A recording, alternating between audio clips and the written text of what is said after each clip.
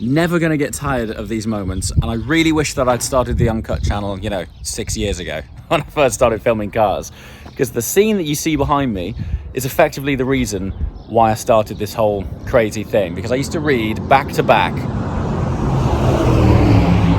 There's the new Vantage. I used to read back to back every word in the likes of Evo, Magazine, Autocar, Top Gear, whatever it was. I would subscribe to them all and read them and think, how do these guys end up in the most beautiful places in the world, driving the most beautiful cars in the world? And it was a massive motivator for me to figure out how to make that happen. And 6-7 years on, this is never lost on me how unbelievably special it is to be part of launches and occasions like this. So we're going to take you around as part of the Uncut series as to what goes on a car launch. It's a bloody special occasion.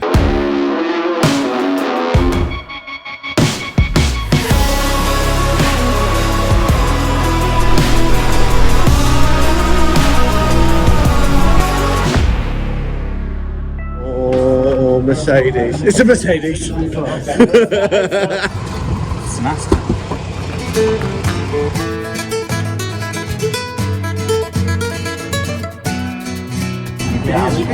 Cheeky bear, hello. I think they are identical rooms. Oh no, the bed's orientated slightly differently. And you get a goodie bag. Goodies. Bowers and Wilkins. These are cool. They look rad. In-ear wireless headphones. Cap, Oh, yeah. you're gonna need it. Oh, that's I'm gonna need one of those. jazzy. And this is the book I was just reading downstairs, which is notebook. jazz. Ooh, Notebook. that is actually nice. Brilliant. That's really nice. Nice notebook. For all those notes that we write. Mm-hmm. Dear James, it brings me and the Aston Martin team great pleasure to extend to you a warm welcome to Seville for the global launch of the new Vantage. Outside our door. I mean, Yeah, this literally, isn't probably good. There's our door. Yeah. There's the bar. Well, even worse, that's your door. Look at where my door You're is. even closer. Look at my door. That's No one here. That's my hotel room there, This is the and bar. that's the bar. So far, architecture of Seville is stunning. How good does everything look through the lens when the sun's light. out and all of the light is fantastic? Wow, look at this. Oh man. Hey, look at this. It's stunning. Wow. The cathedral's just there.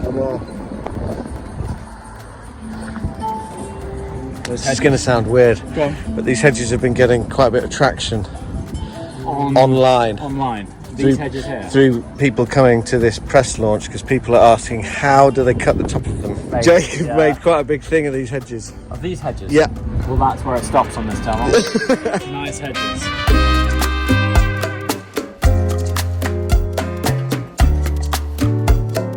They go to the edit on the swag. Look at this name tag that I got when I checked in. It's pretty hefty. I know it doesn't seem like much, but this wave is like 4 or 5 weeks long, and these are all like stainless steel and individually etched for everyone who's coming on the launch.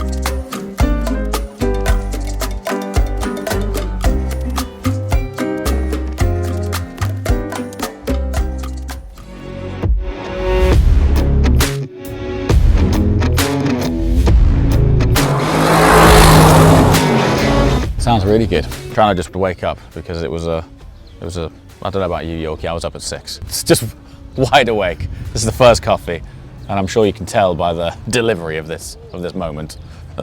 That silver there, I don't know the name of that silver, but that silver looks really good. See, from a thumbnail point of view, it doesn't matter. We'll just stand next to the brightest car, and I'll probably Photoshop it purple anyway, just so it looks different, right? We are on a very long press wave.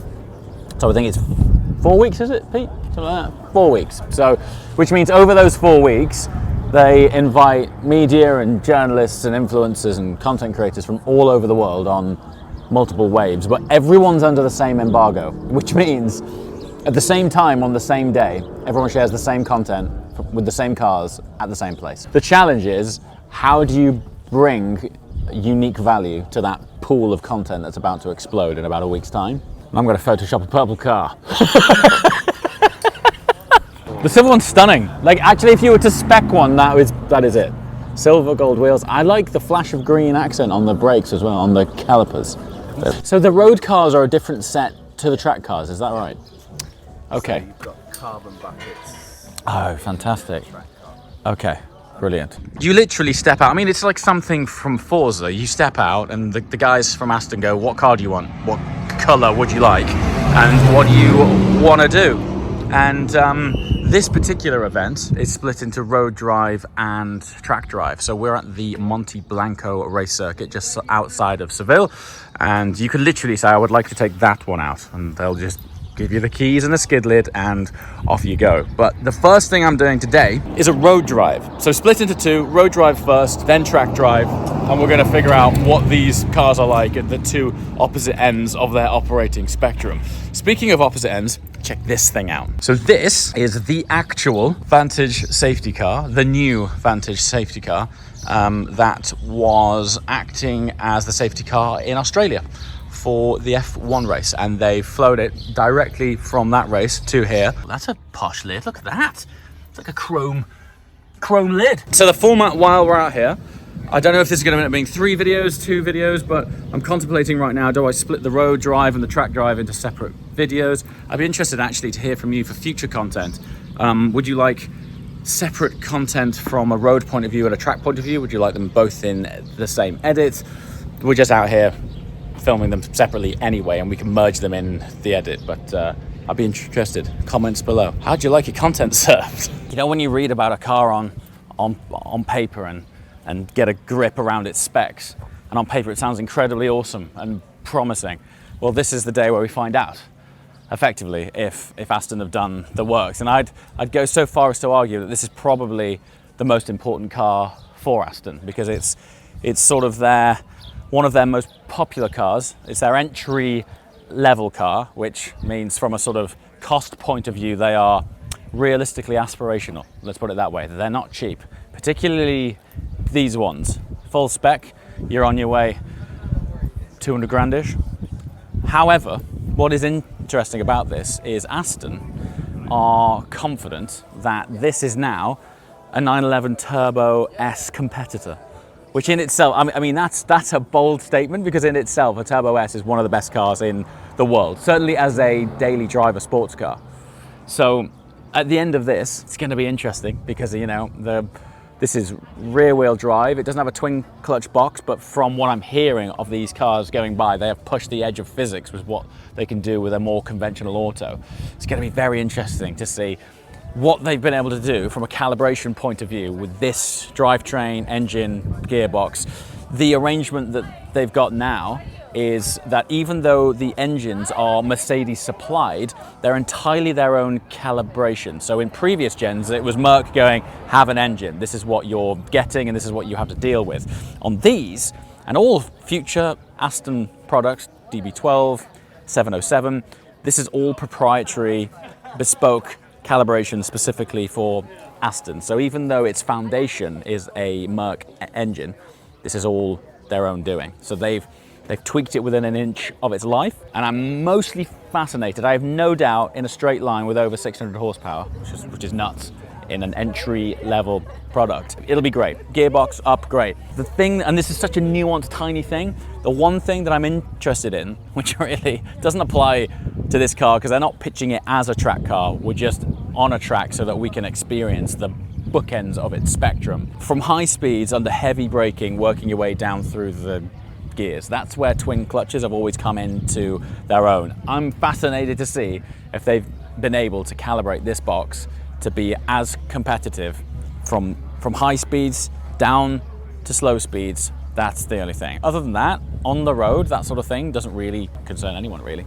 So let's see how it goes. That said, they seem to be able to make this thing work as a safety car for F1. So it's certainly fundamentally no slouch. Look at that. Yeah, they've got all AML plates. They've just literally paid someone. Every single one is an AML plate. All of them. Yeah, for anyone wondering, the significance of that is Aston Martin Lagonda, and every single one of these has got an AML plate on it.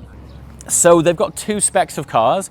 All of these are the road cars. So it's split into two sessions today. We've got a road drive and a track drive. The difference in the track cars is that these have the more road bias sort of comfort touring style seats. Look at that, that's green, wow. Predictably on the track cars, they are configured with the optional carbon bucket seats. Now check out this. This warms my heart because they have partnered with Michelin, finally, to create a bespoke tyre and compound for this car. They did exactly the same thing on DB12, but this is a new Pilot Sport S5, and the important thing here is that little indicator right there, AML, as we were just touching on with the number plates. The AML means that it is a specific tyre developed for this car, the nuances of which, I don't want to bore you with that, but a tyre development program specifically for a car is no joke. Like, the investment, the time and effort is huge. But importantly, what that tiny thing signifies is how seriously Aston are taking performance, driver feedback. What you can do with that is effectively say, Michelin, this is how we want our front end bite to feel. This is how we want it to feel under turning. This is how we want it to progressively break loose when the rear traction lets go. You literally program that into the feeling of the tyre. The development journey that they've had to go on with Michelin to do that, we're talking years here, right? So do not underestimate how cool that is, and it's not just an off-the-shelf thing that'll do.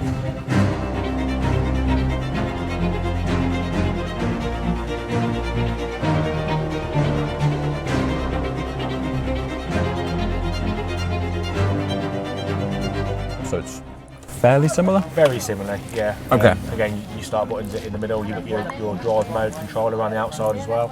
If you move that clockwise, you'll go from Sport to Sport Plus to Race. Each one will effectively turn things up, so stiffen the dampers, more noise of the exhaust, stiffen the steering, etc. But you've also got buttons which you can optimise them, customise them individually. So you've got your exhaust button there, your damper button, and obviously that will change the exhaust note and then the dampers individually of the drive modes. Cool, all right, man. Really helpful, thank you. Enjoy. Apparently this sits 10 millimeters lower than the 12. That 10 mil adjustment, they've had to reposition all of the buttons that were otherwise perfectly acceptable in the DB12. Imagine the proposal of that. Well, so we've just put millions of pounds worth of R&D into tooling of this incredible array of buttons. And now we're going to adjust the seat 10 mil and we're going to do it all over again. I'm sure procurement went, what are you talking about? It's swift. It is swift. Do you remember the DB12 drive? We were like, they have done the magic on this thing. The throttle response on this is another step on. Totally different step. I can't not default to presenter mode when I'm in a car. So as much as we're trying to do uncut, I'm just talking about how this car drives straight away. So if we're going to jump back to the uncutness of it, what often happens, and it's not just Aston, typically on a media launch, brands send their team out months in advance to do a route plan to try and find the best driving roads that they possibly can, which obviously from a filming, driving, experiential point of view is fantastic. But over the years, certainly for my particular style, what I ended up doing was saving my bit to camera for the best stretch of road. And this loop, for example, don't forget, we're here for 1 day, so time is tight. This loop is over 2 hours long. What actually happens is, on that 2 hour route, there's highway and there's some country roads, and then there's always this 10%, which is the best stretch that they found of the whole route. And the trick is to speak to the guys that did the route plan and go, can you just drop me a pin on that stretch of road to save me driving around for 2 hours? Aston watching this are gonna go, well, great, thanks. We've put all of our time and effort into putting on this road route, but the reality of it is, for the way that we film and the dynamics that we want to share on this channel, we just want to get to the good stuff straight away and get talking to camera to share it with you guys. So lo and behold, the nice gentleman stood by that car, hooked me up with the direct route to the best 10% of driving roads in the whole area, which has been thoroughly canvassed by Aston, and we're going to go and explore this new car, of which you can see the results over on the main channel in the link below. We are 2 minutes out of the race circuit. Imagine this being the entrance to Silverstone. It's half sand. Crazy. Whoop. Yeah. Traction control's doing its thing. So look, this gives you an idea of what I'm talking about and what a difference these Michelins are making. We've barely started driving this thing. Compounds up to temp, and we've just, I mean, it's like these rocks are actually, I say rocks, pebbles, they're actually sticky, like they're actually sticking to it. So this compound, it switches on, and the front end grip you get as a result is phenomenal. Right, this is absolutely not a brand deal. But we are taking you behind the scenes on the reality of what's going on here. So we've got a previous gen 360 cam. Ordered this one online the other day because it is new and improved. And I'm just going to open it on the remote chance that, despite the fact that this has probably been sat in a warehouse somewhere for a few months, it might have some battery in, and then we can use it on this shoot and definitely back on track, because I've got a feeling this on the track with a new 360 cam is going to provide for some pretty immersive stuff. So see how it goes. It'll turn on. We are in. Brilliant. That's a good start. English is a good start. Please download the Insta360 app. Oh. That's not going to happen now, is it? In the middle of nowhere. So are we doing a sound check here? This is cool. Look at this. The Aston umbrella. It's like stainless. That's beautiful. I might take that, Kev. It's really nice. Super cool. Right, let's film something. Literally the first car we've seen in half an hour. What we just found here. How's that for a phone holder? It's literally made to size. So all of, obviously, Apple CarPlay and Apple Maps, Google Maps, whatever, running through that into the new infotainment system.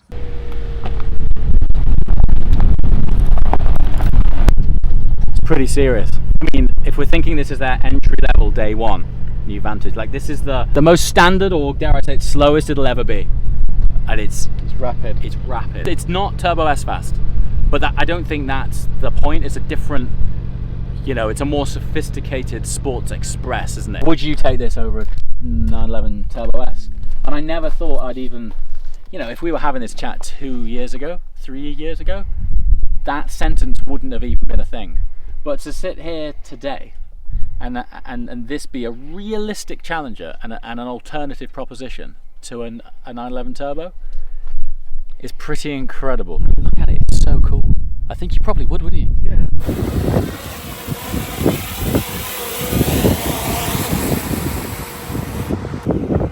Sorted? Hey, matchy. They look so good.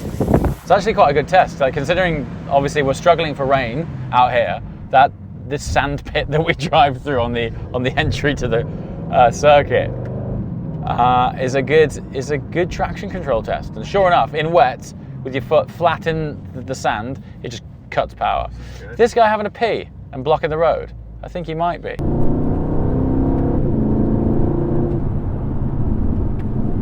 This stuff is incredible. We've got barbecue going on in the background. Thank you, sir. For you. That is spectacular. Thank you. Unbelievable. But they've just got over here. We've got this barbecue going on. Ham coming in. Too good. 1 second. Come on, one more piece then. One more piece. One more. They don't do these at Silverstone, funnily enough. This wrap is the best. Thank you. You taste this wrap? For me, it's the best. This is absolutely sensational. Wow. So good.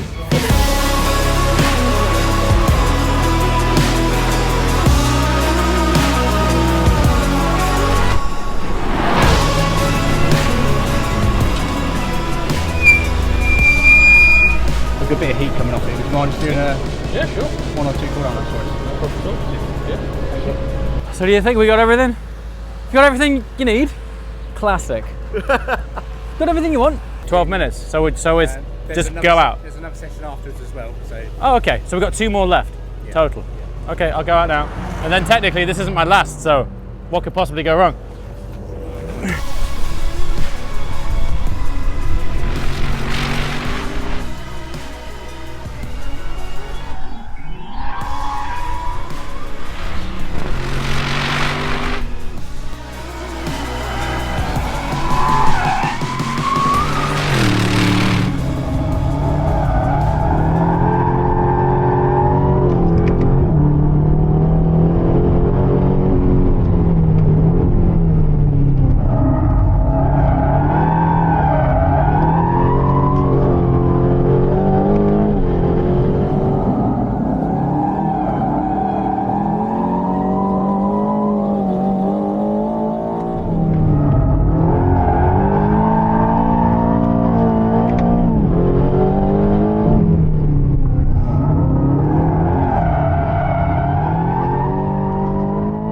The one, I'm not sure if you were able to get the one after that. The one after that, that's super slow, that tight right hand. Oh no, yeah, we're too far It's away, and so that's slow. quite a difficult one to get to. But it's quite a nice corner. It's like a second gear job.